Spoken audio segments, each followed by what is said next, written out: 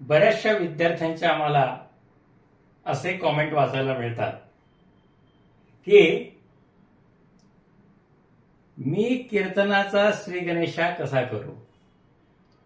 म्हणजे त्यांना कीर्तन करायचा आरंभ करायचा असतो, परंतु तो आरंभ कसा करावा, ती सुरुवात कशी करावी हे त्यांना कळत नाही.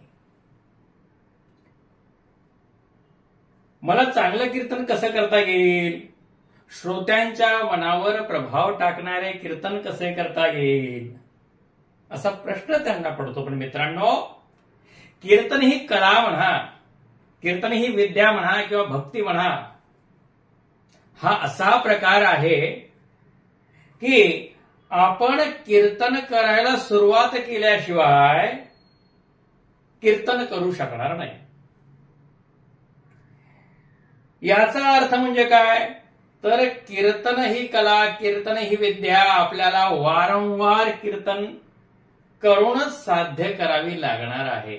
मग जर आपल्याला कीर्तन करायचे आहे तर त्याची नेमकी तयारी कशी केली पाहिजे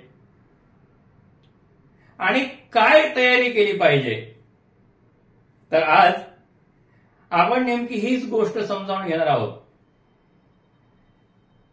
एक गोष्ट आपण लक्षात घ्या की आपल्याला जर चांगलं कीर्तन करायचं असेल तर आपल्याला भाषण सुद्धा चांगलं करता आलं पाहिजे.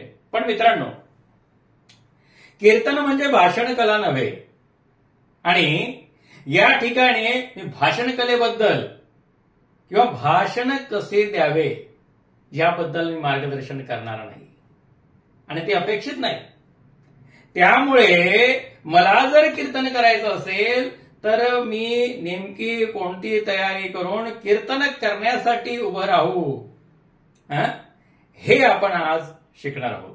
काही लोक असा प्रश्न विचारतात की कीर्तनासाठी नेमकं काय पाठांतर पाहिजे. तर मित्रांनो, आपण जे कीर्तन करत असतो म्हणजे मूळ अभंगावरती निरूपण करत असतो, त्यामुळे जो मूळ अभंग आहे तो मूळ अभंग आपल्याला चांगला पाठ असला पाहिजे. केवळ मूळ अभंगच नव्हे तर त्या मूळ अभंगाचा जो भावार्थ आहे तो पण चांगल्या तऱ्हेने आपल्याला पाठ असला पाहिजे, कारण त्याच्यावरतीच आपल्या संपूर्ण निरूपणाची मदार असते.